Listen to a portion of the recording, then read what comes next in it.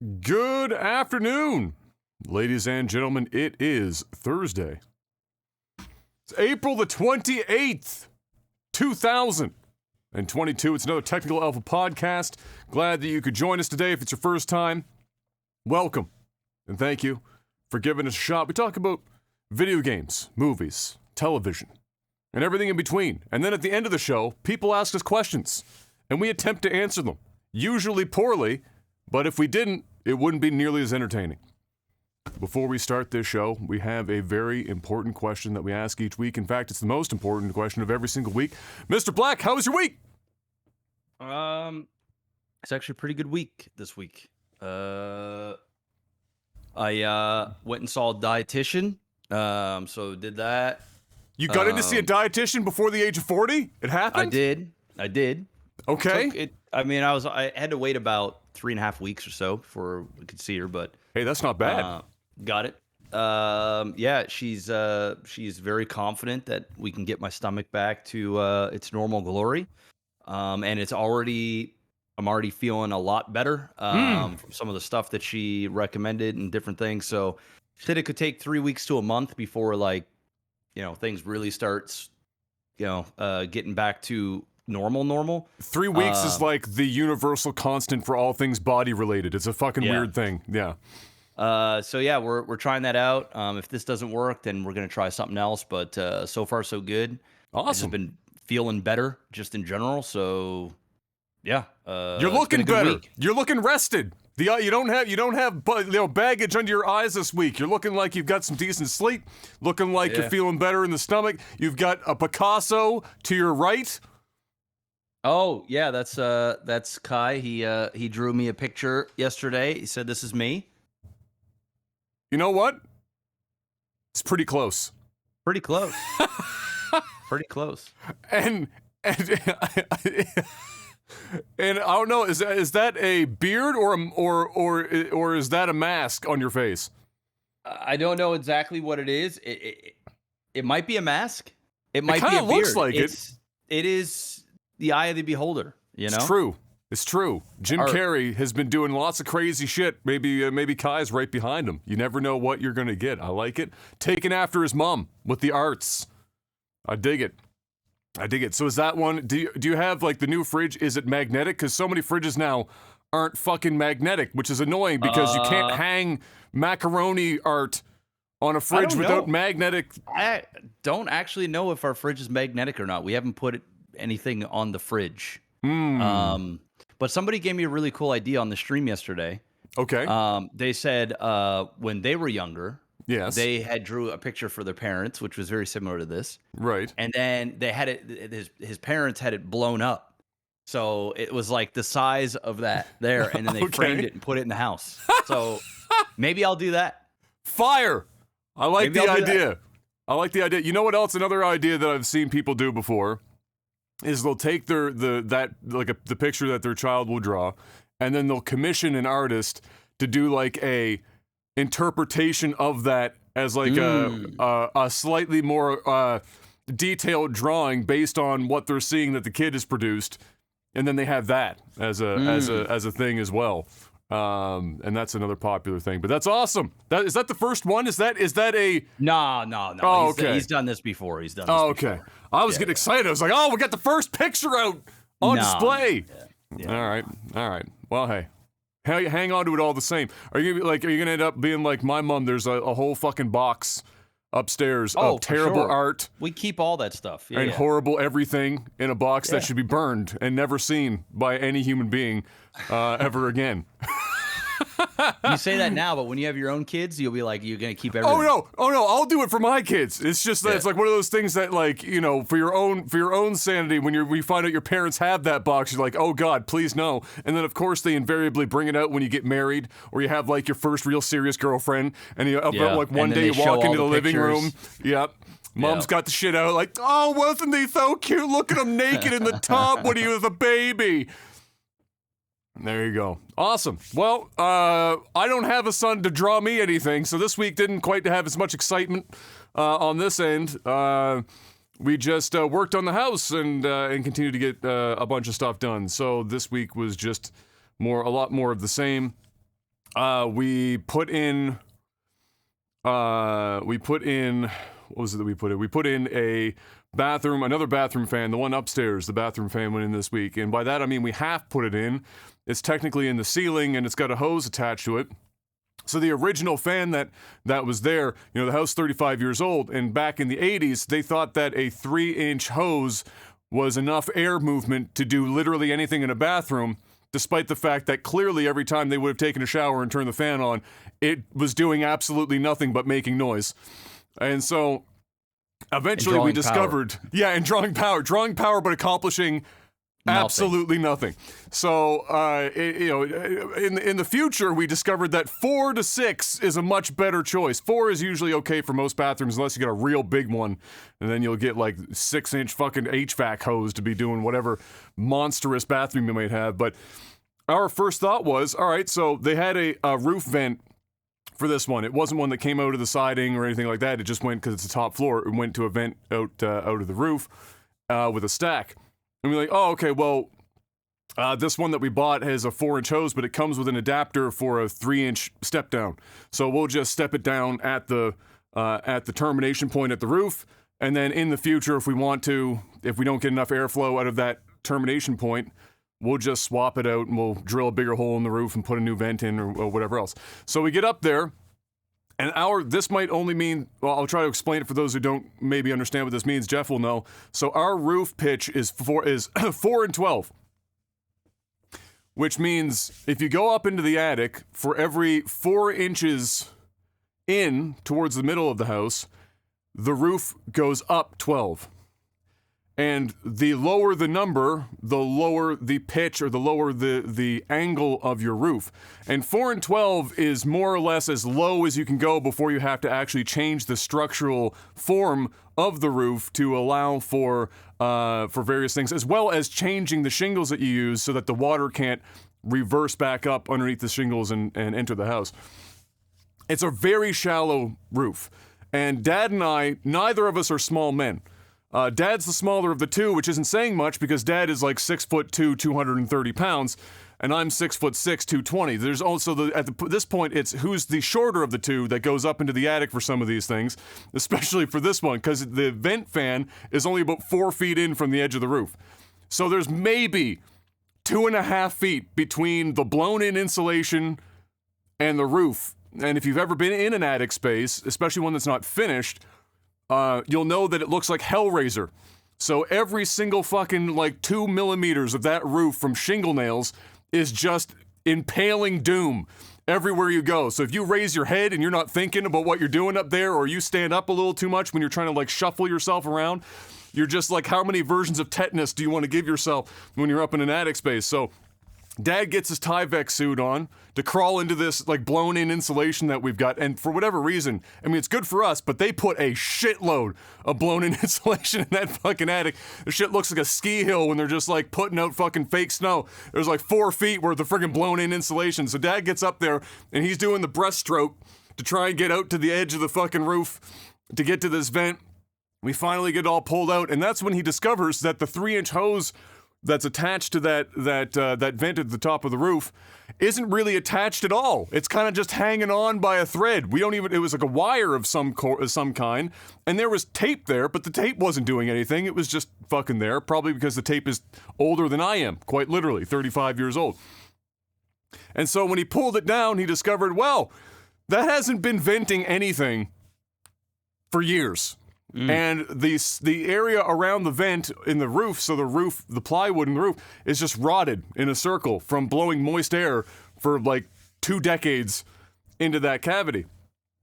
And then when we took the hose out, I've got pictures of this. We took the hose out. You look into it. On the bathroom end, it's just the usual, oh, this is a really old fan. It's got a bunch of yellowy dust bullshit in it. But on the other end, up by where it was at the roof, it is literally cancer in a fucking tube. It's all black mold and thick. If you were to scrape that shit out, it'd be like toothpaste. Fucking terrible. And so I felt like I was so I needed a hazmat suit to carry the fucking pipe out. We got it downstairs and threw it out. clean it up as much as we can. But the problem is now we don't have anything to attach this new fan to. So we actually have to buy, instead of waiting, we have to buy a new vent for the roof and wait for good weather and then climb up on the roof and put a new hole up there and do it now instead of later, which we didn't really feel like doing because we already have enough work on our hands. But it's just going to have to be done. So that was the big meme of this week. Oh, the other meme of this week was when we put the dryer vent on, which is the other thing we did this week. When we cut open the wall for the exterior at the back of the house, we discovered that bless them, back in 1980, the plywood that they used for the exterior wall is just shy of what you'd consider cabinet grade fucking plywood today. When we cut it open and I looked on the inside of my wall, I was like, Jesus! You take the gyprock down and just stain that fucking exterior wall. It would look even better than the gyprock. It was incredible. I'd never seen anything like it. And I took a picture of it and I posted it in Discord. And the best examples that I saw were, we need to turn that cavity into where you stash all of your cocaine, which was probably not the bad idea. It would look good and it would be nice and dry. So maybe I will stash all of these zero cocaine that I have in my new cavity in the wall. Perfect. And that's it. That's my exciting week. And now it's time to talk about video games, Mr. Black. And by that I mean, get this one out of the way because you can't not talk about it. Elon Musk, in a yo-yo investment strategy of the century. First he was buying it, then it wasn't happening. Now it's happening again. Elon Musk has apparently successfully convinced Twitter and the board, and by that I mean probably the rest of the investors that sent in complaints when they originally denied it and tried to do the poison bullshit to stop the buyout from happening, said, hey, he's offering us way more than this shit's worth right now. What do you mean you're not going to accept that deal? Get your ass on it. And so they finally came back and said, okay, fine. We'll do it. We'll accept the bid. And so now Elon Musk is in the throes of actually buying Twitter. There are still some people wondering, and by people I mean some investment investigators wondering if he will close out on the deal or back out on it, simply because they're wondering if he actually has the $21 billion in cash to cover his portion of the loan, other than the loan. So this is a $44 billion cash deal, all cash from front to back. And in that portion, so the sectioning of that out is $21 billion is supposed to be of his own money, out of his own pocket, and then the rest of the $44 billion is via loans that he is likely getting off of collateral of the quadrillion stocks in his own companies that he has that are worth bajillions of dollars. And so he went to a bank and said, I want $23 billion. And the bank said, yes. And would you like us to suck your penis at the same time, Mr. Musk? And he said, no, thank you. I'm on a hiatus. So that's what we're wondering right now is, does he actually have that much liquidity on hand that's not already tied up in stock? Or will he have to sell some of his Tesla stock to make up the rest of that $21 billion? And so the question more or less becomes one of two things. Does he have it? And if he doesn't, is he going to be willing, when he sits down and looks at it at the end of the day, do I want to sell Tesla stock to cover the rest of it to buy Twitter to do the thing? And so that's what we're waiting for. Although, based on his Twitter presence in the last few days, seems like he's going to buy the bitch out. So there you have it. Mr. Musk is going to move that into his own hands. Everyone has an opinion on this shit. I'm interested, even though you don't really use Twitter dramatically as more than just I guess a promotional tool. But how do you feel about a Twitter buyout by one Mr. Elon Musk, Mr. Black?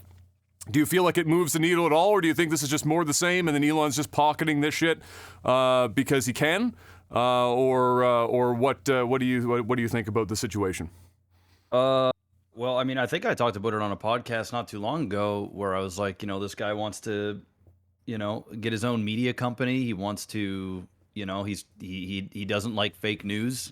Similar to Jeffrey Bezos. So yeah, I think it's good. If he does what he says he's going to do and he makes it free speech, that's how you have a democracy, is free speech. And let's be real, Twitter is controlled by the left pretty hard and their narratives. Obviously the left is not happy at all about this. The right, pretty happy about this. A lot of them were scared that Donald Trump was going to come back on Twitter before the next election. apparently Donald Trump does not want to come back to Twitter. He's got his own social media platform. Whether he does come back or not for a period of time during the election season, we'll see. But I mean, at the end of the day, it doesn't really affect me all that much. I mean, I just use Twitter to use Twitter. But you know, obviously, it's got a lot of people concerned and scrambling. So yeah, it'll be interesting. Yeah, I don't. Similar to you, you know, Twitter is by far my most used social media platform in terms of me actually interacting with the platform. It's not like my job depends on Twitter, or the people that I follow on Twitter or myself would likely be affected by, with very few exceptions, almost any any changes that he would make, right? Like the changes that he is likely to make are going to affect people in certain ways, but unlikely many of the people that are in my circle anyway. And so my day-to-day experience it's a big is unlikely to thing. change.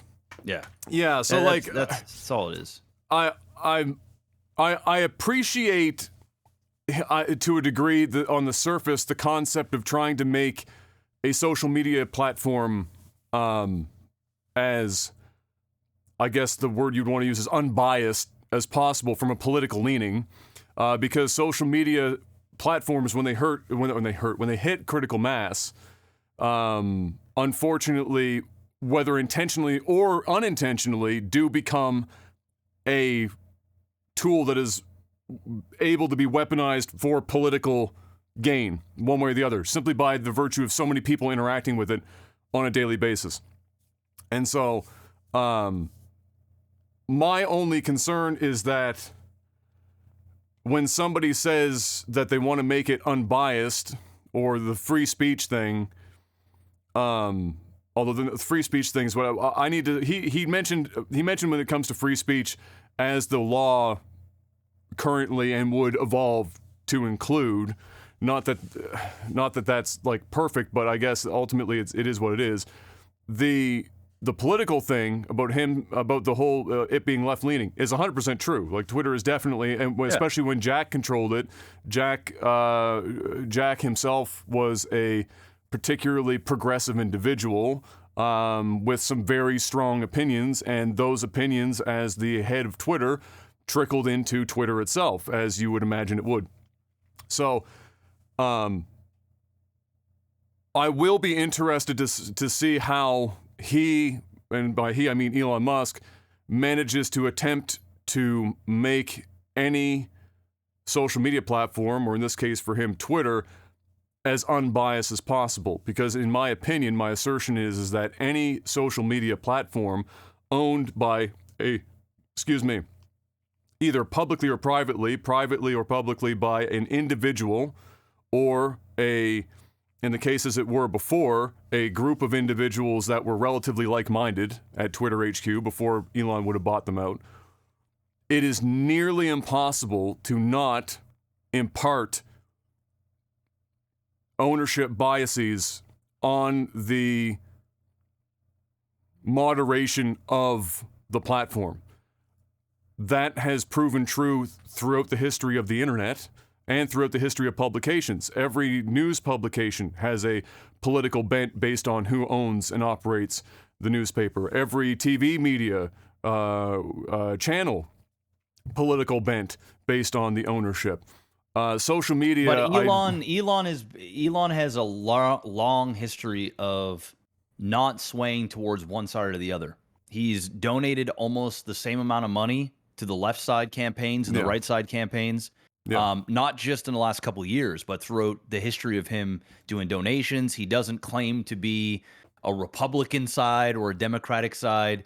He's just sort of in the middle. I feel like he's more, he's a critical thinker, and he's like, I feel like, I mean, he's human as well, right? So there's always going to be an element of who knows, but at the end of the day, I just think it's going to be a better move for Twitter in general and social media, that platform in general, unless he just goes off the rails. But he's just shown that throughout his history that I believe what he's gonna. I believe him. I believe that he's gonna. I think there'll be less shadow banning of campaigns and different things that clearly happen all the time. If somebody, as long as people aren't doing things that are harmful, like by the law, then I can imagine that anybody's opinion on really anything, as long as it's not harmful or illegal, will be left there to their own devices. We'll probably get an edit button ASAP. It'll probably be easier for people to get a check mark. There's just a lot of good things that I think will come out of this that the old Twitter wasn't. I mean, who knows? It could be a dumpster fire, but I don't think Twitter will be better for it. I don't think it'll be a dumpster fire. I think that it will be. I just think that it personally will be a lot more difficult than he maybe thinks it will be to moderate a social media platform effectively in an unbiased manner when he gets into it and actually because we know that Elon is very hands-on with all of his companies. Elon isn't a guy that goes and buys a company and then just hires people to run the company without him being very closely involved with operations across the board. It's probably the reason why he looks like he only sleeps -4 hours a day. He's incredibly tied into any operation that he's part of. So I think that it will be very interesting to see how he does get the ball rolling and how it evolves as he owns it over time based on that. Because it's not...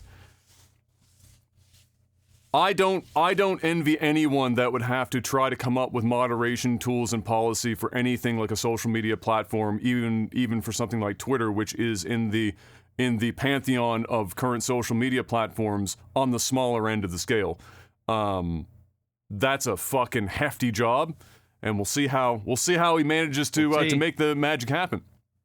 Bless. Borderlands fans can rejoice. Mr. Black has a follow-up to the very popular Tales from the Borderlands is coming up later this year even.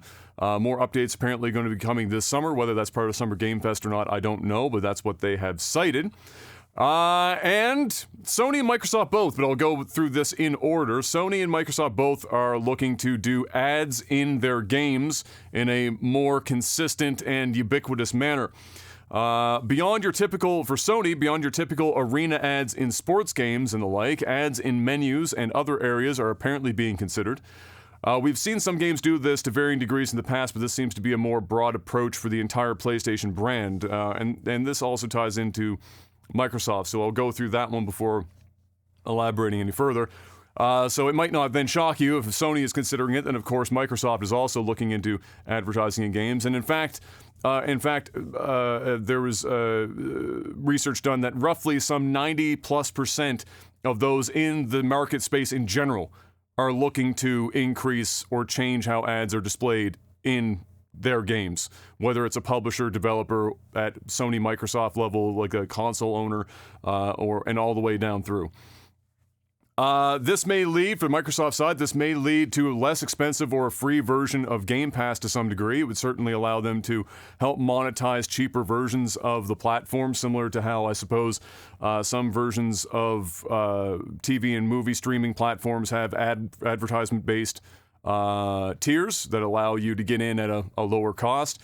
I suspect Game Pass would benefit from having a tier that had more ads in it to lower the cost for the people on the other end and get more people on board that way. It talks about how to make ads in-game more targeted and on the fly. So, like, for example, at this point they're using the cloud, right? So everything's pretty much online now anyway. Whether the game is single player or otherwise, pretty much every damn game that you put into your system or download is attached to the interwebs one way or the other. And when that happens, it means that they can do things like this with the cloud, being they can regionally target or hyper-target individuals with advertisements in video games on the fly. So if you're in the easiest example for this would be like Grand Theft Auto, where you're literally in a city that is supposed to replicate real-world locations to a degree, not in terms of like LA is literally LA, but it looks like the real world. It's a living city.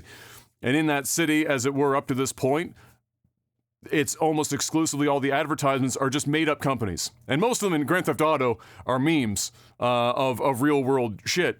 And so maybe Grand Theft Auto wouldn't be the first one to do this, but you get the idea. There are other games in Grand Theft Auto in that space. If that's the case, somebody like Jeff and I Might be driving around in a fucking Tim Hortons ad is up on a billboard, or a Sport Check ad or something along those lines might be up there. Whereas somebody that was over in Europe might be getting different ads based on their regional stores or promotions and things of that nature, and it can all change kind of on the fly, which allows for targeted ads. And what does more targeted ads bring in, Mr. Black? More money. Yay! This is an estimated business of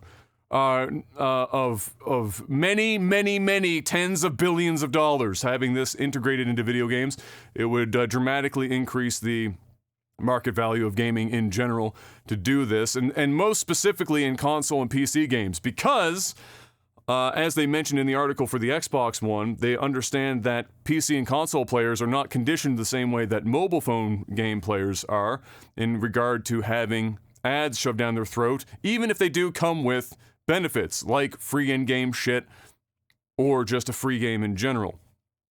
There have been much more ad-averse markets for a long time, and so in order to break that wall down, they're going to have to get a little bit creative and try and, like, you know, foot in the door technique their ass in to start getting a new generation of people used to the idea of having these advertisements in game, hopefully with some sort of benefit and not just to make more money on the other end for the games themselves. But all the same, so all the big players are looking into this to varying degrees. There have been some... Oh, sorry, I'm conflating I combined that with my next point. So yeah, anyway, that's the thing. We've had this in the past though. So like if you played sports games, for example, for years and years and years and years and years, the banners that are around in like a hockey arena or on the football pitch, they are ads from real world shit. And for many years at this point, they have been updated as needed to serve a market that way.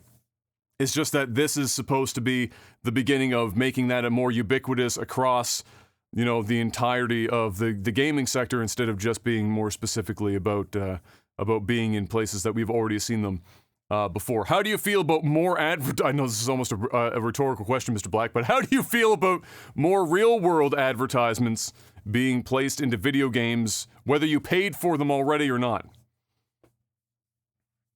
I mean, I don't really care. If they're integrated in the game and they're like, you know, if you're playing baseball or hockey and it's like in the arena, like, I guess it feels realistic. Because it's not separated from the real life, which the game is trying to accomplish, right? So it almost makes sense in that regard.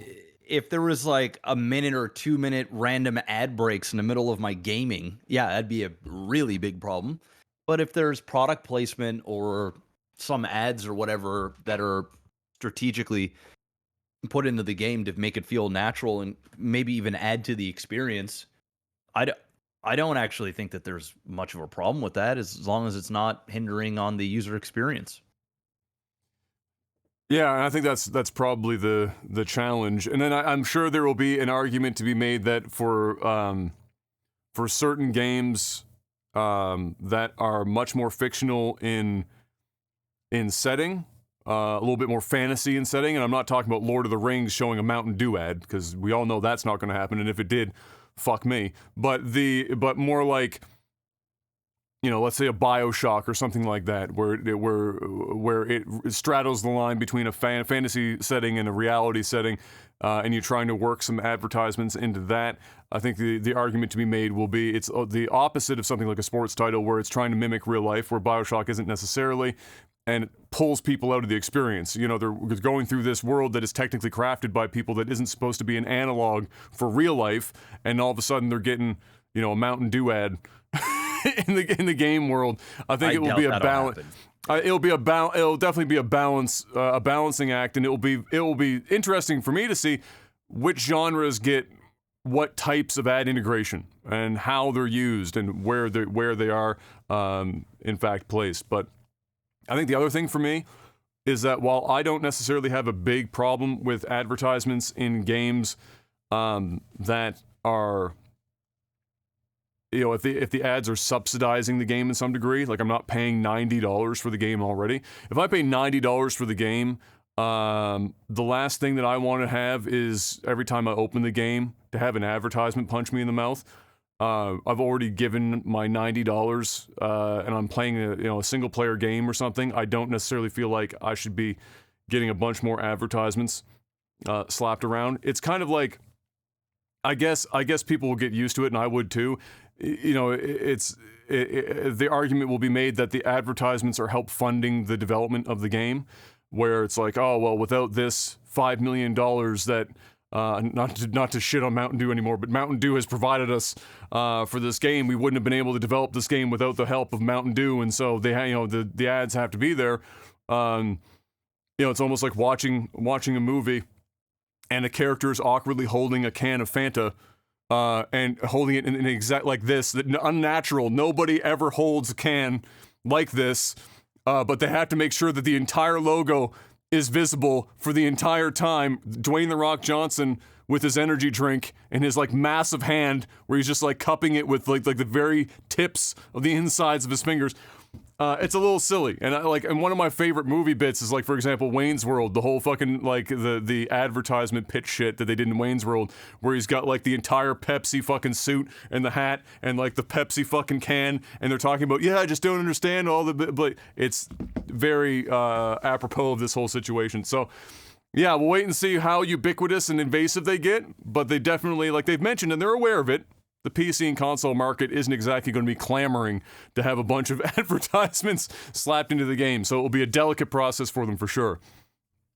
Sony is reportedly going to require developers to offer timed game trials for the PlayStation Plus premium subscribers for the games that cost more than $34. So if you recall, Mr. Black, when we talked about Sony announcing their new combination service where they put PlayStation Plus and their other service together into this new amalgamation that they're going to be putting out. One of the tiers, the premium one, for example, did have access to game demos or game trials. So you were basically paying for game trials, which is a bit of a fucking weird concept, but all the same, that was part of that tier. They must be 2 hours long each.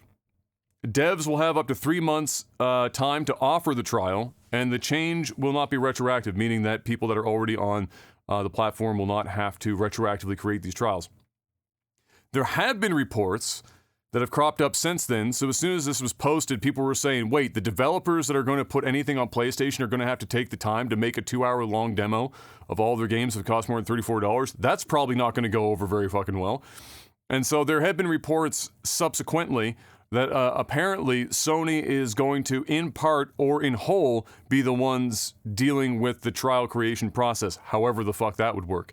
So whether they are handing the game over and then some division of Sony is creating the 2 hour trial, and then I guess there'd have to be some sort of approval process back and forth. I don't even know how the fuck that worked. Either way, in my opinion, this sounds like an awful lot of work for something that provides almost zero value, especially since it makes almost no sense that people would be paying for a higher tier to get access to something like a game demo, which I don't need to remind anyone else has been free since like the dawn of fucking time. So, I don't know, this seems like a lot of headaches. Like if it was on the developer, like how are developers going to feel? Oh yay, we get to like do something as an imperative that we don't have to do on Xbox, but on PlayStation we have to create a 2 hour fucking demo for our shit because our game costs more than $34. Like how many indie developers are going to be like, all right guys, so I know we were planning to sell our game for $39.99, but guess what? We're going to take the hit and we're going to bump that down to $33.99 and come under that $34 mark so we don't have to create a 2 hour time trial. It just seems like a very weird move for Sony to make. I suspect that this is either going to go away entirely as a necessity, like they have to do it, or Sony is going to have to come up with a way for they themselves to entirely do it and have a process of making sure that the developer is okay with whatever trial Sony themselves come up with. It's a bit silly, all the same. Don't pay for fucking game trials, guys. What the fuck? Come on. There's a lot of people that are Sony fanboys that are excited about this, Mr. Black. Paying for game demos. The fuck is wrong with people? Nah. Don't get excited about that. Come on. You can do better. You can do better than that. It's kind of like being in an abusive relationship and you're like, I don't deserve anything else. I deserve this relationship. That's what they're like with Sony right now. I deserve to pay money every month for game demos, and I'm gonna like it. Don't do it. As per Daniel Ahmad, Mr. Black, Xbox has had their best non-holiday quarter in its history of the Xbox division, bringing in $3.75 billion for this quarter. Game revenue itself was up 6%, services up 4%, and perhaps most importantly, hardware itself is up 14%, which is actually, that's a huge number for hardware to go up, especially given what we've known about the supply side in the last year and a half. And as I said here, that's a good sign for console supplies. So not only are people interested in buying Series S and X, but apparently Microsoft is doing a good job of actually having those consoles available to purchase for them to have a 14% increase year on year. Yeah, that's pretty friggin' huge. That's great news for Xbox. You know, they definitely were mired for a long time by the Xbox One release, and it only took like a decade to pull themselves out of the black hole that they had dug so long ago now. On Sony's side, conversely, I don't have this in the notes, but I should have. Sony has been talking about how they've been struggling to get the supply out, which people have been trying to come up with reasons as to why that would be the case, because Sony and Microsoft consoles are currently using much the same stuff, aside from, like, storage, for example, was one of the few differentiating factors between the two of them. They're both using stuff from very similar fabrications, and so it's odd that Sony would be having so much of an issue. So we don't really know what that issue is thus far, but it's why it is, people were at first assuming that people were just buying like PlayStation 5s at such great numbers that you couldn't find one anywhere, and that Xbox, nobody was buying them, and so they were on the shelves. But as it turns out, with these numbers we got from Xbox's financial report, they're actually supplying them, and people are buying them, and Sony, for whatever reason, is having a hard time keeping supply up. And that's after they changed all of their cooling solution, which I don't know if you remember, we talked about it on the podcast a few months ago, where they completely overhauled the cooler on the PS5 to have different parts to make supply easier for them, because they were having such a hard time getting their hands on the components to make that original base cooler. So all the best to Sony to get that out, because tons of people are still hoping to get a hand on PS5. They sell out so quick. I still follow a couple of people on Twitter and shit that post when they go up, and honest to God, if your ass isn't glued, your eyeballs glued to that screen 24 hours a day, it's like they post a tweet and then 5 seconds later they're like, oops, it's sold out. You're just fucked. So it's still very difficult to get your hands on one. Almost apropos of nothing, have you played on your new projector yet? I haven't played any games on it, but I've watched movies. Okay. So you haven't gamed on the new beast yet? I haven't gamed on it yet. Okay. Have you thought about what might be the first game that you throw on there? No, I haven't, because I just don't play. Well, it was gonna be the Stream Deck. That was the. Oh right, you were gonna plug that in. Yeah. That hasn't plan happened is dead. Yet. Yeah, because they screwed you don't over have my pre-order. one. So it is what it is. We'll see. No. All right, where am I here? Xbox and Bethesda's game showcase, Mr. Black, has received a date, and it's going to be June 12th. That sounds like it's dead smack in the middle of Summer Games Mess. Or not Games Mess, that's Jeff Grubb's thing. Summer Game Fest. And so that's your date for that. I am definitely interested in that, because we are almost without question going to see a fairly substantial showing for Starfield, which is Bethesda's new intellectual property that comes out supposedly at the end of the year, barring any more delays. And that's a really big one for Bethesda, as we've talked about numerous times here on the podcast, because it is a new intellectual property entirely. It's not Fallout, it's not Elder Scrolls, but it's still an open world kind of experience similar to those two, but with a totally new property behind it. And I think this is going to be a very big tell as to how morale at Bethesda is in general. Because if you can get a new property out where they're not just doing the same shit every year for like 15 years, and now they're finally doing something new, if that doesn't come out better than, rehashing Fallout for the 90th time, then that might be a bad sign of morale at the company. But we'll see. That's going to be coming up June 12th. Sources at Kotaku are reporting that the senior and former Ubisoft devs are suggesting that the company may be looking to sell Nibel lists the reported factors as being that no Guillemot is left to take over, which I think references the fact that once Yves Guillemot leaves the company, they don't have a successor in line right now to take over the company. Ongoing workplace controversy, as we would have talked about on the podcast, similar to, or not dissimilar to Activision Blizzard. They've had a lot of lawsuits and workplace controversy in the last few years. Senior developers, as a consequence, leaving, and big projects as a consequence of that. All of these knock-on effects are struggling. Ubisoft is a massive company. If people don't know this, sometimes people might not realize it, but Ubisoft is actually bigger than most of the companies that you might think are bigger than Ubisoft. Ubisoft employs over 20,000 people. It is a mammoth publisher that has their hands in many, many developers, and is orders of magnitude larger than some of the companies that you might think are actually larger than Ubisoft.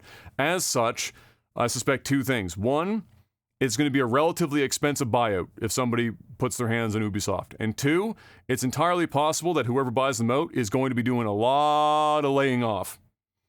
It's not that 20,000 people work specifically for Ubisoft, but those are spread across developers. But you have to imagine that given the quality and the quantity of games Ubisoft puts out, that might be a sign of some inefficiency. That somebody might come in and clear that out. What do you? Not that it really matters, but who do you think buys Ubisoft, Mr. Black? I have no idea. Does anyone care? Like, has Ubisoft made anything worth talking about in like 5 years? No, I don't think so. I don't think so. You know, they try. Activision's financial report has given us insight about upcoming projects. Mr. Black, Modern Warfare 2. This is the second Modern Warfare 2, by the way. They've just given up naming these games anything else. They're just going back and taking old names from older games. Modern Warfare 2, although I should say, instead of the number 2, Mr. Black, it's the Roman numerals 2. Oh, okay. Yes, Nice. So Modern Warfare Roman numerals 2. Okay. is going to be the logo for which was released today, which is how I know it's Roman numerals 2, is to be the most advanced experience in franchise history, whatever that means. And it's what are they going to say? It's actually the same as last year, guys. Of course they're going to say it's the most advanced, whatever the fuck. I still remember. I can't remember if it was like I can't remember which game it was. Do you remember this?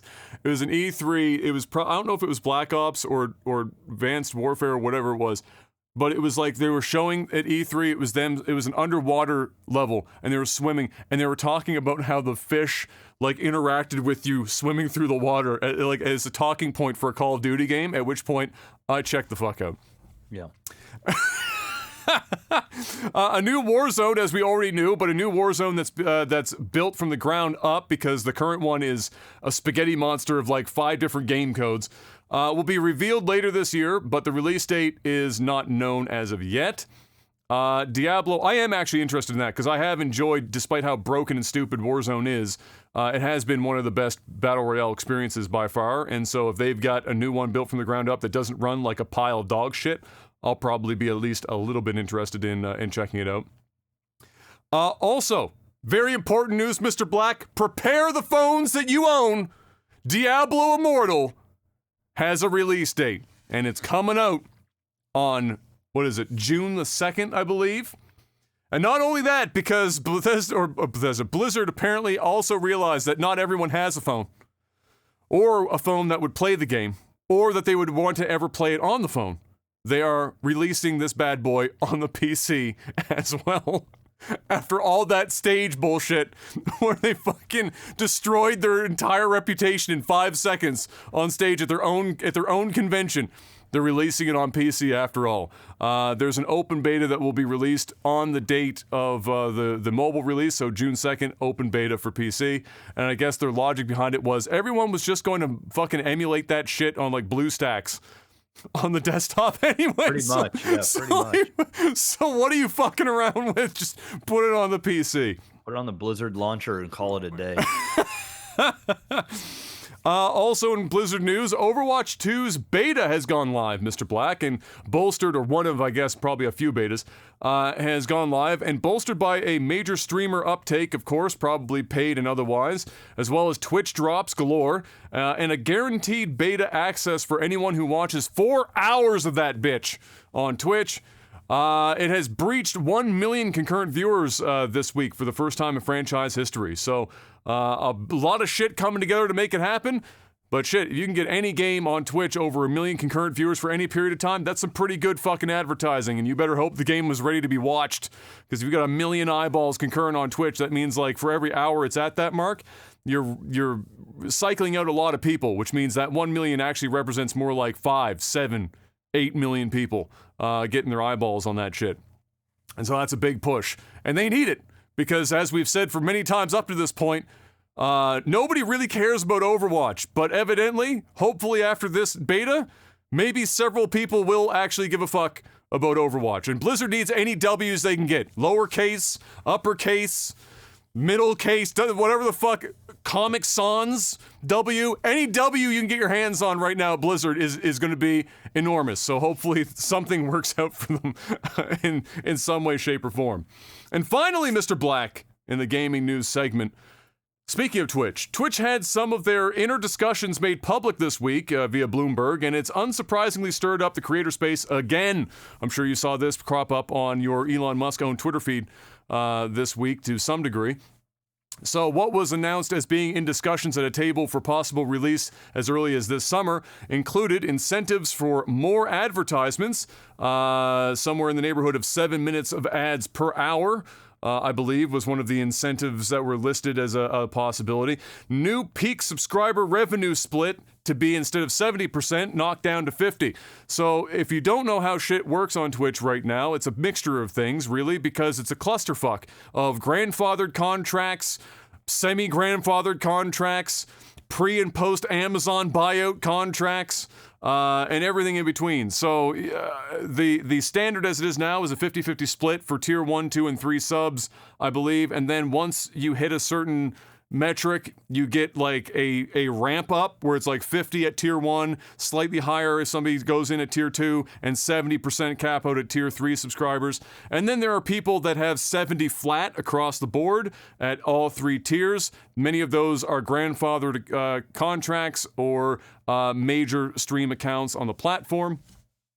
And this is apparently saying that their motivation here is to just flatten that and start almost in a fresh state at everything is 50, 50-50, 50-50 everywhere across the board, which is definitely the main talking point, clearly, that people were talking about on Twitter, because that's an immediate, just shy of 30% pay cut for many people that are partners on the platform.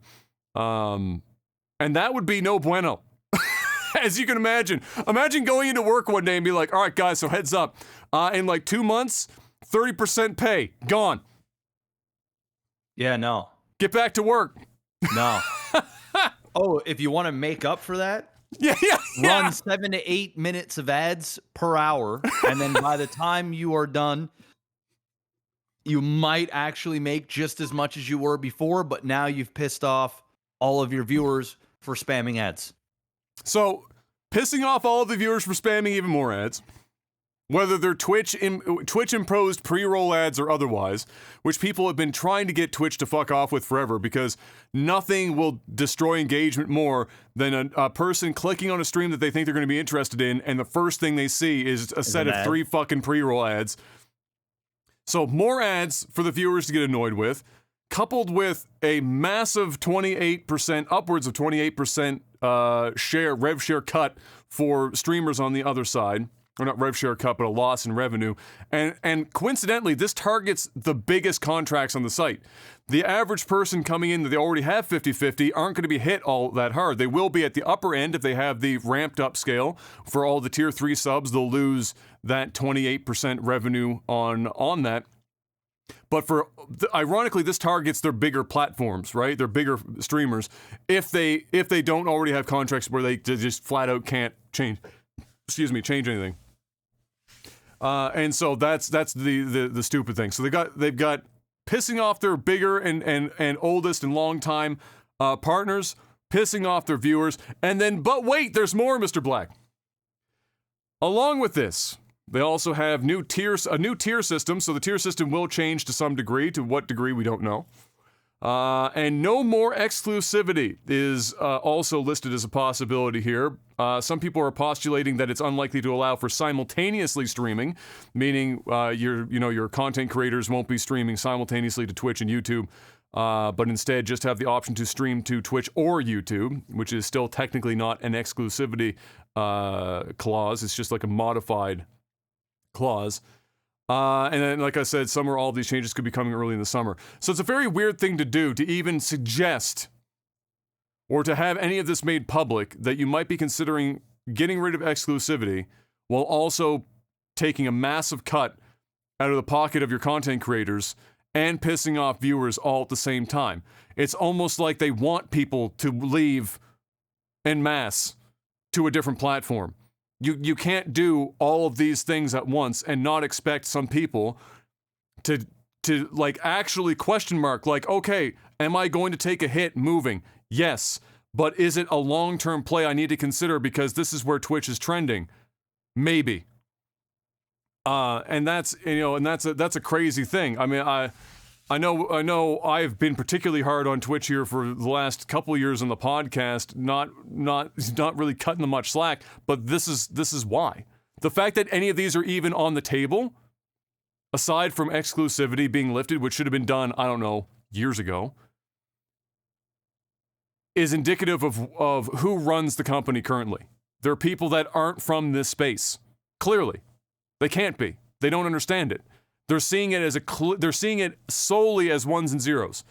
They haven't hired people that are born of the space that understand it so that they can navigate these waters in a more elegant way to still increase revenue while not destroying their platform slowly over time. Clearly. All this is doing is just allowing YouTube and other platforms to slowly gain more ground. And YouTube is an inevitability, right? That's not a maybe. It's just how long does it take for YouTube to get there? YouTube has the luxury that they're not in a rush. It's not like a Mixer where they had to make an impact right away or the company was going to be dead in the water as it ended up happening in a very short period of time. This isn't YouTube's primary business. This is an add-on for YouTube. So they can just progressively get better until they are a legitimate full-blown competitor to Twitch. So Twitch is operating on a finite window, and they're clearly being run by people with short-term profit in mind. Because there's no fucking way this turns over long-term profit. It just doesn't happen. So what are your overall thoughts on this? And do you think any or which ones of these things do you think would actually ever make the light of day and become part of the platform this summer? I think the incentive for ads will be. I think there'll be new tier system. I really don't see them. I really don't see Twitch taking somebody that's making a 70-30 split and dropping it down to 50-50 kind of overnight. Although I wouldn't put it past them at this point. I really wouldn't, but at the same time, it's almost hard to believe. Yeah, right? It really truly is. Like, yeah, losing a big chunk of your livelihood. That, let's be real. Twitch is already an extremely hard environment to make a living. That requires you to put ungodly, unhealthy amount of hours to make said money. And now they want you to essentially do more. I think it's going to backfire if they did this. Not only do I think streamers, if they stay on the platform, I think they'll probably incentivize, streamers will probably incentivize getting donations over subscriptions. I know I would. Especially gifted subs, right? Because they've created this culture where gifted subs are now, what, 20 to 30% of most people's subscriber base is gifted subs. Yeah. And so now you're getting in 28% less. more, bro. Yeah. In some cases more. Upwards of maybe 50%. Yes. Oh yes. And so Twitch has created a culture whereby the gifted subs has replaced tips in many ways. Which is already hurting the pocket. We talked about this years ago. It was people were losing 20 to 30% of their income on this switch from tipping culture. I'll just flat out say it, man. I'll just fucking flat out say it. I was making $8,000 to $10,000 a month in tips, in donations. Yeah. For years. Yeah. For years. Now, it's a fraction. I mean, like, all the money I'm not complaining. Like, I'm still blessed and I'm grateful. But nobody likes losing 30% of their fucking income. Nobody likes that shit, bro. Nobody likes that shit. You know, in 2013, 2014, 2015, you know, I would say on average it was like, you know, I would say on average it was like probably $5,000-$6,000 a month on average. With some months, 10,000 more a month. Now, it's not even 20%. Even if you include gifted subs, the what you're getting out of it is nowhere. Subs, I still don't make as much. Nowhere because near. Yeah. Twitch takes a cut right off the top. It's just that simple. You know, and it's. I know. The creators get less. It's just so crazy, man. It's brutal. It actually just pisses me off. Especially like. When I got other platforms like offering the bag and shit, you know, and it's just like you stay loyal, you stick around, you do your thing, and the fact that this is even a discussion, your reward, it's fucking ridiculous, dude. Like they should be ashamed of themselves. You know, if they came out and said, "Hey, listen, any new partner that you know your cap is 50-50," how do you go to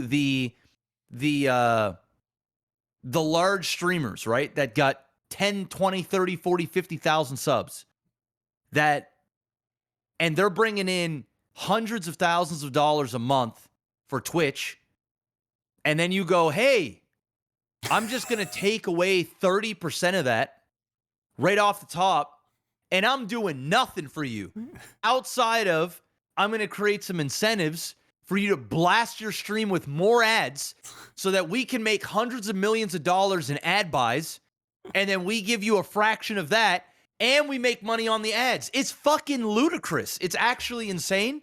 So no, in my heart, I don't think they're going to do this subscription thing. I'm sure it's been talked about. I'm sure Twitch is burning money, and they're doing anything and everything in their power to turn a profit. Because I guarantee you they're not profitable right now. Still, they're not making money. How do you make money when you've got the amount of bandwidth alone on the site has got to be absolute astronomical. It's petabytes of video. And then on top of that, when you're buying out streamers for tens of millions of dollars a year, and then you're asking and then what? So what? Us streamers, right? The guys and gals that have been busting their ass for years, and they're making a living, you're going to go and take money away from them, but yet the ones that sign these exclusive contracts, which you're no longer going to offer, they're the ones that are locked into their contract, making 70-30 or maybe 80-20 or maybe 100% of subs. I don't know what the fuck those contracts are. I know what some of the contracts are for the other platforms, and I can tell you it's better than 70-30. When you sign it up. So what? You're going to take money from all of these other streamers, and the ones at the top, you know, the 0.00001% of streamers, they're going to honor their contracts.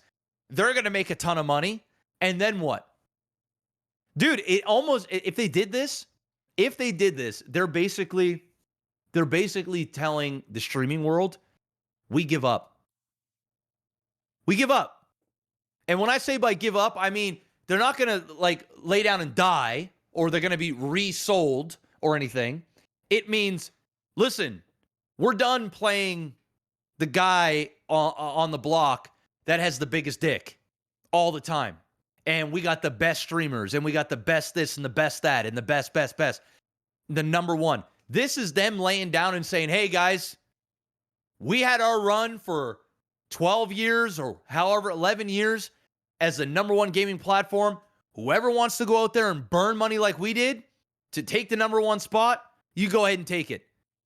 Go for it. Because what this is going to do, this is going to have tons of people leaving the platform instantaneously. And when I say instantaneously, I mean the Facebooks, the YouTube gaming, they're going to go immediately to those streamers that are big. They're going to offer them deals. Oh, hey, we don't do 50-50 over here. Why don't you come on over here? People are going to start moving. More people are going to start moving. And those platforms are going to get bigger. And it's going to be a snowball effect. And then more people, when they want to start streaming, they're not just going to think of Twitch. They're going to think of the other stuff. And exactly what you said in the beginning, this is a short-term play so they can make a bunch of money off the backs of all the work we've done. All the shit and hours we put in. And all of us, I don't know a single job. I can't name one. Maybe the people who can. Where you're going into work every day. You're getting paid X amount of dollars per hour. And you go in and your employer says, hey, 30% decrease starting today. It's going into my pocket now. It's going into the company's pocket. You know what we're doing for you? Nothing. Incentives for ads. Can I get like an extra couple of vacation days a year? Right? Bro, it's absolute. Meal voucher? It's absolute fucking insanity. Now, if Twitch came out and said something in the lines of, hey, we're going to be offering benefits for streamers. We're going to be offering insurance for streamers. We're going to be offering, because we care about the health of our streamers, we're going to allow 1 day a week that you can take off, and your average daily sub count or average daily amount or even your average ads, whatever, we're gonna pay you what you get on average for your day off. You get nothing. You literally get, they're offering no incentive. You actually get less across the board. They're offering nothing, and this shit pisses me off. So I saw this shit. I rolled my eyes. I'm like, nah, bro, this cannot be true. I can't believe that they'll take people's revenue and drop it by 30%. That is absolute astronomical in the world of streaming and how competitive the platform is and how hard it is to make a living. You know, what are the fans going to think? Every time they gift a sub, knowing 50% of it is going right to Twitch, no matter what. Because before, depending on how many subs you get, viewers would help streamers out by upping their sub counts to get emotes, to unlock better pay rates, etc., etc. Where's the incentives? Oh, yeah, that's right. Twitch wants more subathons, uncapped subathons. What do you want me to do? You want me to go and find a prescription of Adderall so I can just stay on this fucking computer 24/7 and be miserable? Nah. It's crazy. So, yeah, it's just stupid. I get the ad incentives. It makes sense for the ones that want to take advantage of it, for the ones that don't mind playing ads, or they can strategically play ads at certain times, especially for different games and different things. This shit works. You know, if you're a competitive player, you play in StarCraft, League of Legends, something along those lines, you can run a 4 or 5 minute set of ads between each game. Nobody's going to give a fuck. You're not missing anything. But there are certain games that, you know, people just don't want to blast ads. Also, I think that there's some manipulation going on where they go, okay, streamers don't want to run ads because it's annoying as fuck. But if we take 30% away from them, they're going to be forced to run ads to make up the difference. And we're going to dangle this carrot of incentive there. Hey, if you run 7-8 minutes ads, 12 minutes of ads this hour, shit, if you want to run 30 minutes of ads this hour, whatever it is, we're going to give you a nice little bonus.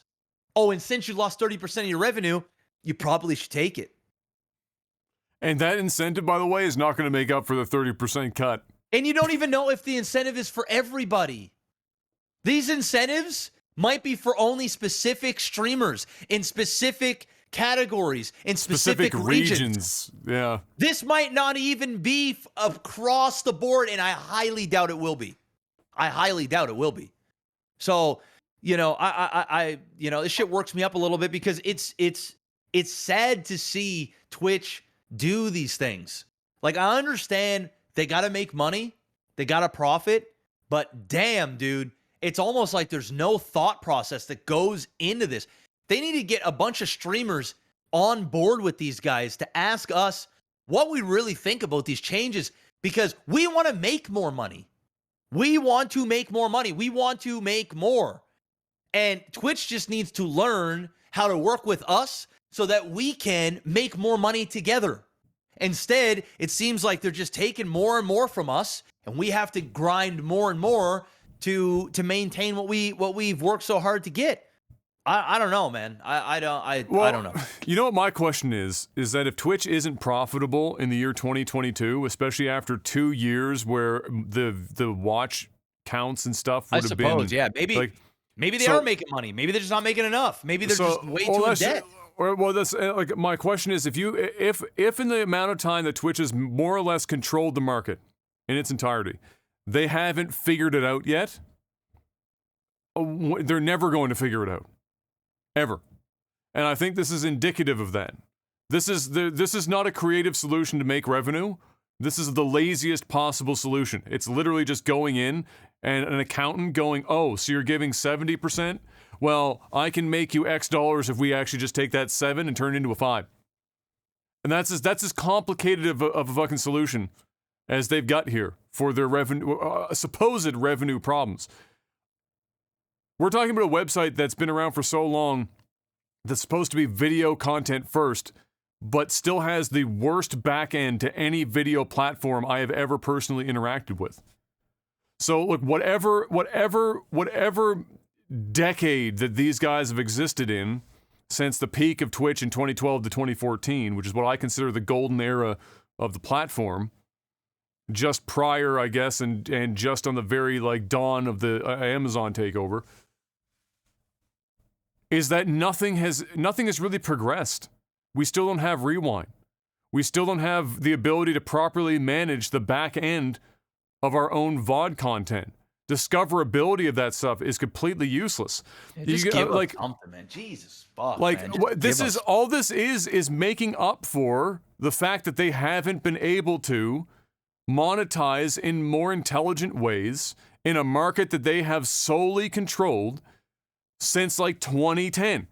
They're desperate, bro. They're desperate. And we saw the desperation the moment that they had this stupid fucking beta shit, which might even still be going on, where your viewers can pay to bump you into the fucking suggested list. I mean, yeah, we have gone to the fiery depths of hell. I'm gonna tell you that right now. And I guarantee you, bro, if they fucking cut my revenue in any way, ads, subs, fucking any of that shit, and I have the ability to stream on another platform as well, I'm gonna fucking do it. Obviously, I can't go anywhere. It's my home. You know, I kind of have to take it. Yeah. You know, it's up to me as the entrepreneur to adjust, and that's what I'll have to do. You know, I'll have to get creative. I'll have to start speaking out and telling my viewership, hey, this is what's really going on. This is the best way to support me right here. Yep. You know, I'm not going to complain if you support me over here, because support is support. But I'm going to just start speaking out and just telling people, hey, this is what I'm doing. This is where I'm at. Because you know, I got to look out for me too, along with everybody else, because it seems like Twitch is looking out for them if this goes through. If this doesn't go through and they give an incentive for ads and they get new tier systems and whatever other stuff that they're planning on doing, then I'm on board. Sure. Give us the option to run ads. But man, are they ever running on a fucking limited clock, bro? YouTube is literally live stream discoverability and emotes in chat away from demolishing Twitch as a platform. That is how close they are right now. I hope not, man. I hope not, because I love Twitch. I love the company. it's nostalgic. It's changed my life to. I love Twitch from 8 years ago. I still love it. I still do love what Twitch is. I just don't like what Twitch has become. And it's just and I think it's just painful because we know it from back then. There's tons of people that are new to Twitch, whether it's over the COVID or 3, 4, 5 years ago. I mean, we're pioneers, man. We've seen it all. So obviously we're a little bit more biased, but I still love the company. Like, I still love the community and what it represents. And there are still good people that work at Twitch. It's just like, God damn, man. Damn. Like, how do you even leak this stuff and put it out there and say nothing? You know what I'm saying? Maybe they do this shit to see people's reaction. Like, what do you think the reaction's going to be? Yeah. Really? There's no, I mean, you don't have to ask that question. It's a rhetorical question. It's more or less like how it's less about what will the reaction be and more about how bad will it be instead of what will it be. It's like, how bad do we think the backlash of this is going to end up being? I have, for me personally, the way I look at it, I love Twitch as the community that exists on Twitch. My fellow streamers, the people that have been here a long time or new people, whatever it is, it's the streamers on the platform. It's not, you can't have anything against the other people on the platform in that regard. I enjoy the community that the community builds, because Twitch hasn't been part of the community building function in like 8 years.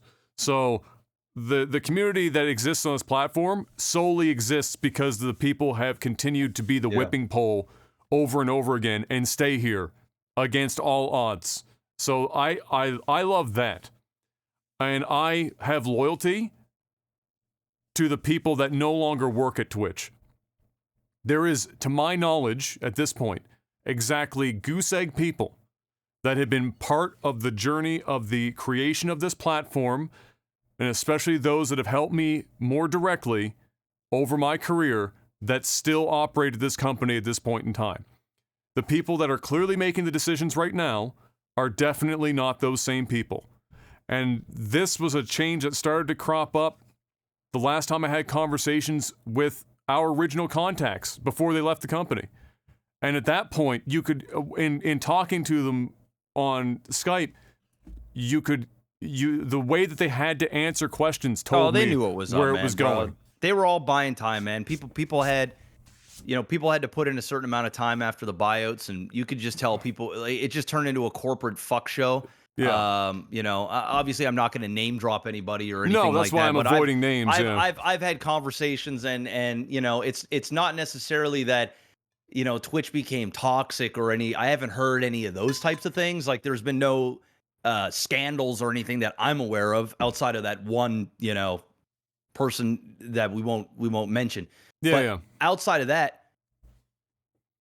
the people I've talked to said it's a phenomenal company to work for. They had a ton of fun, but it's gone corporate and things are just different. There's just a different chain of command. It isn't that community driven type atmosphere. And that's what happens when, something gets bought out for $1 billion. I mean, it's gotta turn into a money making machine, or at least ramp up towards that way. And it's no fault against Twitch for doing that. Like, I get it, but damn, dude, there's just got to be a better way. But we'll see what happens. And speaking of corporate buyouts, Mr. Black, it's time to sell out. Tell us what the people at home can do. NordVPN.com/OTT. Head on over there, get yourself a VPN subscription. Get a massive discount plus a bonus month when you use that promo code OTT. When you check out, it's less than a grande cinnamon dolce latte a month at Starbucks. Stay safe, stay anonymous when you're watching anything. When you're out in public Wi-Fi, you can mask your IP to watch different regions of Netflix and other streaming services so that you can get more content at your fingertips at no extra cost. Geez, what else can you do? You can stay safe. It's 2022. People are coming after your personal information. You're at Starbucks on a public Wi-Fi. Mask that IP. You can You can use up to 6 simultaneous devices. So you only need 1 account per household. You can use it on your phone, your TV, your laptop, your Mac, your PC, your tablet, anything. You can hook it directly up to your router so that you can cast out the new IP to all devices at the same time, which only uses 1 of your connections. And they now have threat protection as well. All kinds of cool features that you can get on NordVPN. You can get password protection. You can, dude, they've got products coming out of every corner of the internet. So go and check them out. Link is in the description below. They're a big supporter of the podcast and my stream. They're a big supporter of many podcasts and many streams out there. They're one of the few virtual private networks that are out there supporting the content creators that you guys love. So when you're thinking about getting a VPN, think NordVPN and think that promo code OTT. And we thank you for it, because without NordVPN, this podcast is on its last legs financially. And Patreon. What we're going to do is we're actually going to take a 30% cut. Mr. Black, it's time for movies and TV. Not that there will likely need to be any more of them in the franchise anyway, but not, and we're going to get more anyway, just not in the way that we've gotten them up to this point. But Mr. Johnny Depp has stated that regardless of the outcome of the current lawsuit with Amber Heard, he'd never do another Pirates of the Caribbean film with Disney again. And to be honest, given how this whole thing is panning out right now, I don't blame him. Because Disney dropped his ass with 0 insight into what was going on. They saw that shit and said, "Me Too movement, I'm joining that. Peace!" Booted his ass out of there faster than shit. And then they did the same thing with Fantastic Beasts, although maybe that was a dodged bullet in hindsight for Johnny to be attached to that project. Either way, yeah, he has stated that for love nor money, we'll get him back into doing that, and possibly the way that it sounded more like he had a problem less with Pirates of the Caribbean and more about Disney as a company to work for, simply because they didn't back him whatsoever, while simultaneously keeping Amber on for all of her projects with no repercussions. Yeah. And not to talk about the thing too much, even though I've been completely engrossed in that motherfucker for like the last week. Oh God. That's been a roller coaster. It's like that. You could sum the whole thing up with like the verses here. It's mountains of evidence, physical and otherwise, versus the defense is like, okay, but I know there's all this evidence, but guys, think about it. Johnny did drugs and drank alcohol, and therefore he must have been a wife beater. And that's literally the entire, if you watch it, it's like a broken record. Every time they question people, it's just the same shit over and over again. Yep. Yeah, it's crazy. Justice for Johnny, man. That's why I think we talked about this maybe a year ago or something, and I said probably a couple years ago when it was towards the tail end of his last with the UK new, publication. And I basically I probably said something in the lines of like, there's always 2 sides to a story, man. You can't be so quick to, I'm not saying you never believe somebody when they claim violence, domestic violence, anything like that. You should believe them. Absolutely. I'm not saying that.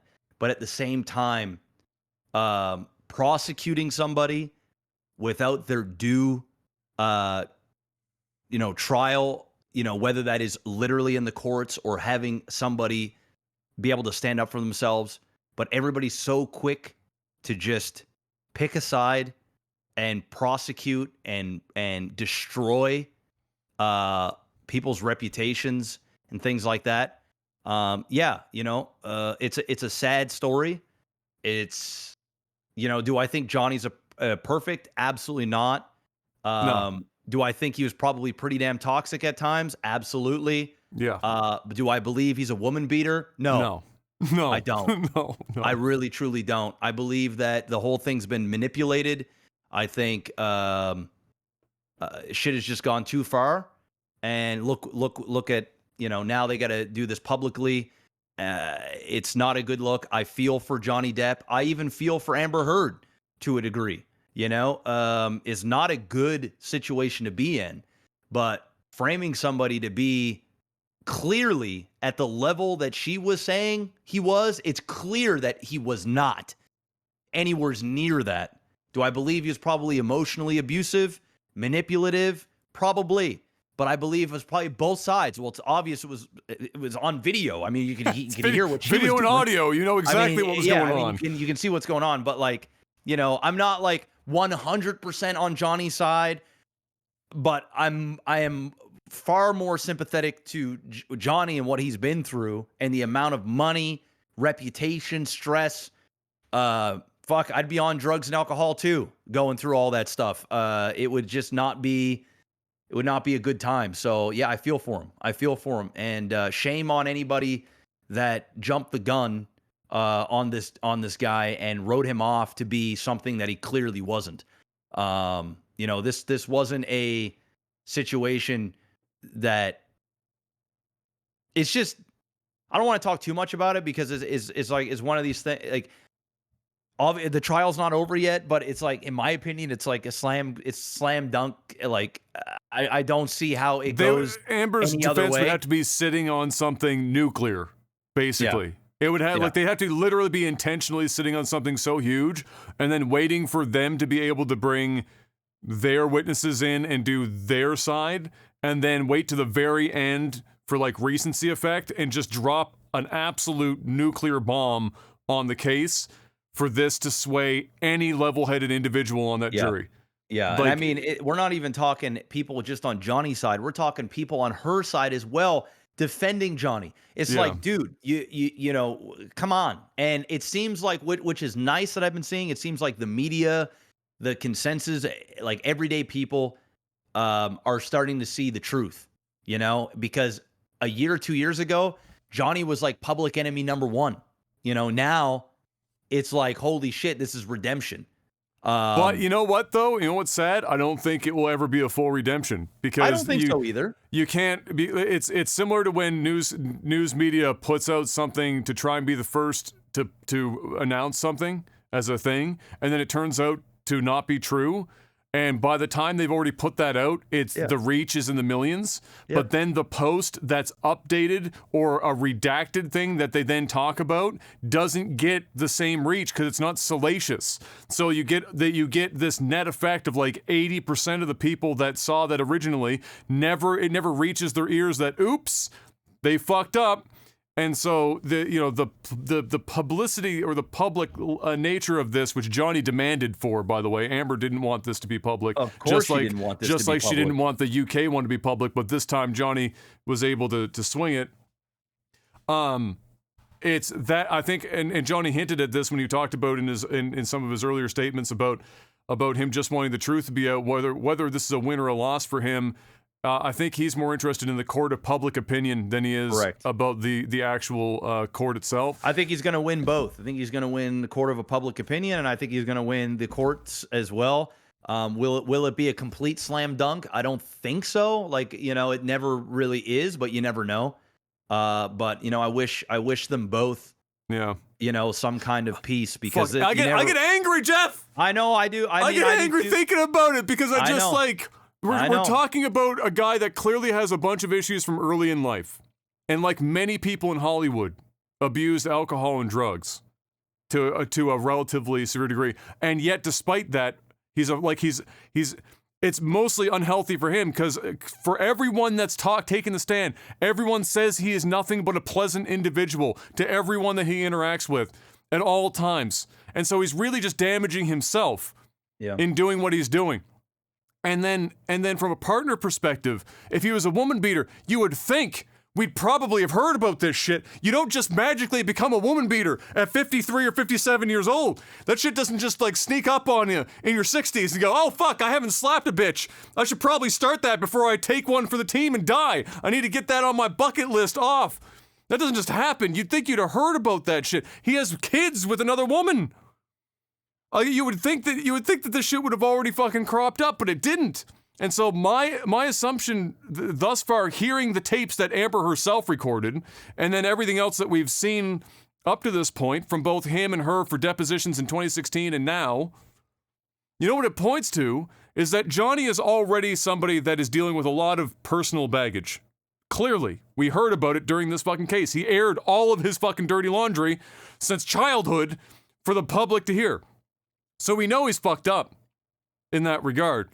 And then you add somebody who now, as of the other day, we had the psychologist come out and give her 25-page fucking report to say, yeah, histrionic and personality disorders all combined into one. You put that with somebody like Johnny, there's a reason why, if he was verbally abusive and aggressive to the point that we've heard on these tapes, it's likely because she drew it out of him.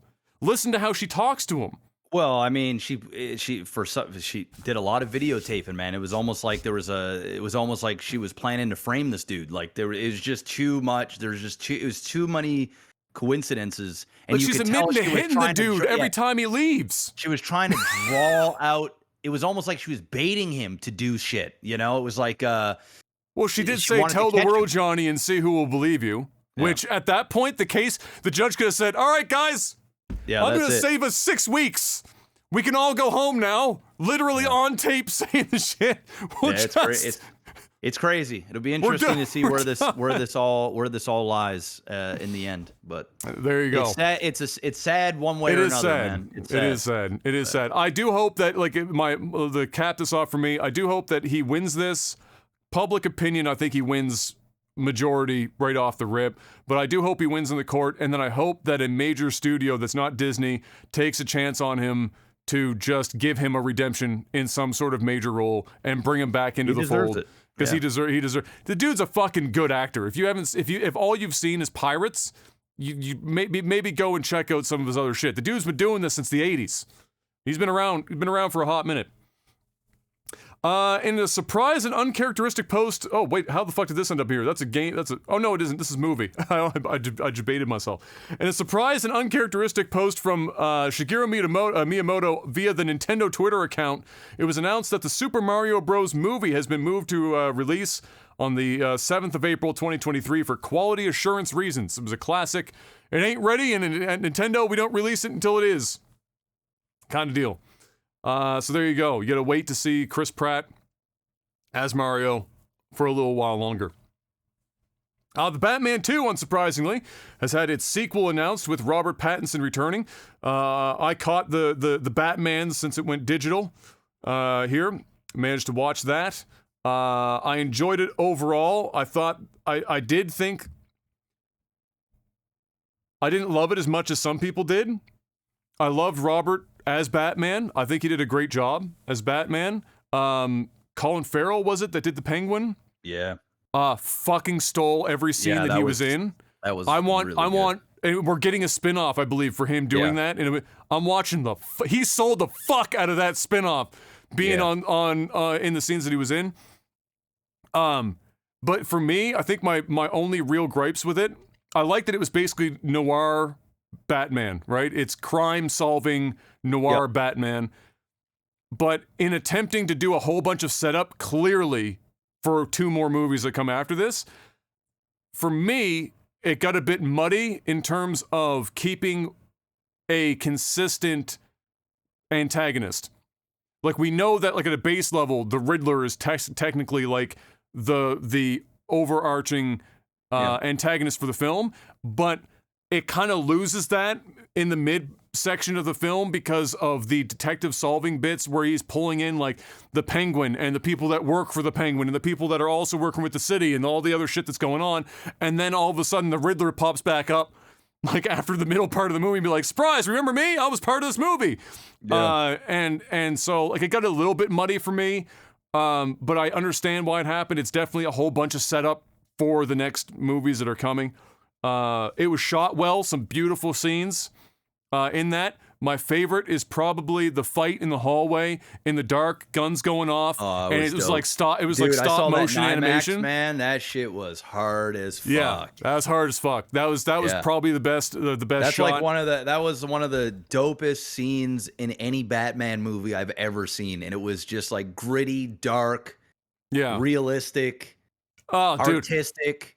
It was all of the things. Oh, it was good. That was a great. Yeah. That was a great fight Yeah. scene. I had goosebumps during that scene in the theater, man. And Oh, like the sound, like the soundtracks, and just it's definitely, I think, watching it on the biggest screen possible definitely will add to the experience. But I agree with you. I actually think that the Riddler was the worst part of the movie. yeah. Simply I agree. because we didn't really get to see Batman and the Riddler do a lot Interact. at all. And it felt like the Riddler felt like a couple of other different villains kind of mixed in one. The Penguin. It was like they took the Unabomber from real life and were like, let's make modern Riddler just the Unabomber.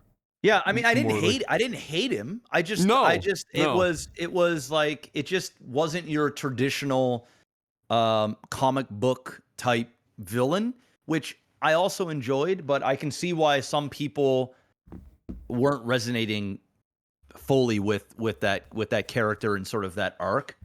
But yeah, I still really, really like the Batman. It's Yeah, good. yeah, I did too. Avatar 2 received its official title this week. It will be called Avatar: The Way of Water, which will release on December 16th or the 14th overseas. Mission Impossible 7 to be titled Dead Reckoning Part 1 and is coming July 14th of 2023, with the sequel to arrive June 28th of 2024. And since this is a Part 1, Part 2, I'm wondering if this is Tom's bowing out of the franchise, Mr. Black. What do you think? Yeah, I think he's doing 2 more, right? Did he already say that this is the show for these? I do believe that 7 and 8. I don't know if he said right off the gate that like this will be the last one ever, but I know that they were filming 7 and 8 back to back for budget purposes. And he also got like a crazy budget as well for these. I'm going to assume this will be his last one. Or we might see him visit it again in like 10 years for like one final shebang. 75-year-old Tom Cruise. I mean, it wouldn't surprise me. I mean, true. he's probably in his mid 50s now. Yeah, I think he's in his mid 50s, Mid or maybe. early 50s. Yeah. Tom Cruise. Let me see how old he is. He's probably like 54. Oh wow, he's 59. There you go. He's pushing 60. So yeah. I mean, That's his last one. he still looks good. I mean, he's still doing his thing. I still believe it, but like we're getting towards the end. Yeah, for sure. And just because Canada needs all the W's it can get, Mr. Black, our very own Matea Roach is still on her Jeopardy streak and has amassed nearly 400,000 USD in her last 17 games thus far, continuing to win. She won the other night by like $1 by $1 to continue on, and so Godspeed, Matea, and keep bringing home the money, because thanks to the housing costs here, you need some more.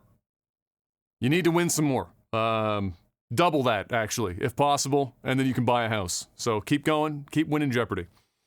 Mr. I mean, Black, you it's can buy a time. house with that, but you're just going to put 20% down. You're not going to put. and you're not going to put buy it outright. Yeah, exactly. Yeah, exactly. But if you're on Jeopardy winning 17 straight days, you best be buying a house outright. You can't be fucking doing 20% on that bitch. Mr. Black, it's time for a very short and concise Tech support. Patreon.com/LikeTV. $10 more a month gets you a couple of perks. Chiefly, you are able to ask us questions that we put up on a post on Patreon every week called Tech Support. We answer them in the time that we have, which today is limited. Mr. Black has a meeting. I literally have 7 minutes. We are going to. Like 5-2. We are going to slam through a couple of these. Time Tricks, do you prefer spackle or drywall compound for wall repair? Drywall. Yep. Spackle needs to be on a textured wall, otherwise you're going to have a bad time. 8, 9, 10. Best 2 characters for a DC/Marvel crossover movie. DC Marvel crossover movie? Batman and Deadpool. Oof. It's the straight man and the comedy relief. I need a buddy cop, Deadpool, Batman crossover. I will say Batman versus Iron Man. There you go. There's a good choice. Two big-ass billionaire, big personalities. Big personalities. Yeah. Both are humans, Yep. right? That use technology. No superpower. No superpowers. I think that would be amazing. And an even fight. It would be like, who can outwit one or the other? Yeah, I agree. That'd be pretty dope.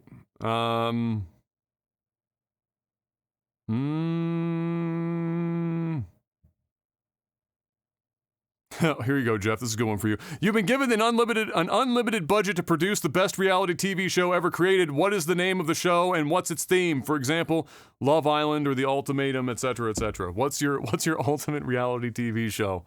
Sounds like you just want to spend even more money to put even more people on an island. Yeah, I mean, like Temptation Island. Maybe call it. Oh man. Bruh. Jeff just wants to personally fund Temptation Island for the rest of his life, is basically. Yeah, bro. I want to. Yeah, I don't know. Yeah, I mean, I'm. It's hard for me to figure out anything that I would enjoy more than Temptation Island. I really don't know. Reality TV is one of those things that you don't know that you wanted it or enjoyed it until somebody was crazy enough to come up with a concept, and then you see it. It's really difficult to sit down and go, all right, what works as reality TV? Because, I mean, think about how much trash reality TV there is that has existed and gone away and not been a success. Fuck. It's not easy to come up with one that sticks, right? It sticks around for a while. I don't know. I'm similar.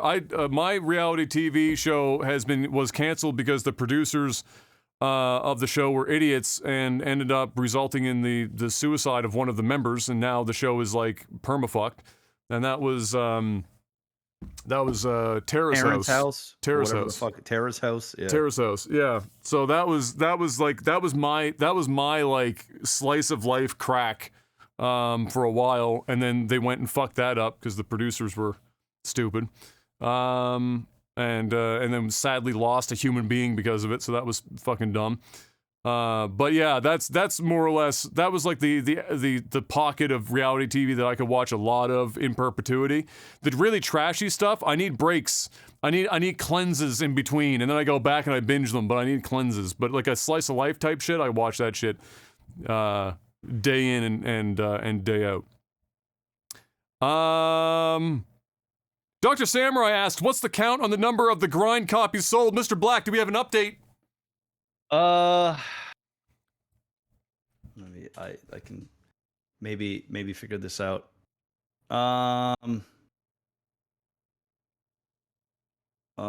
Historical to date. Oh, I'd have to individually count these months.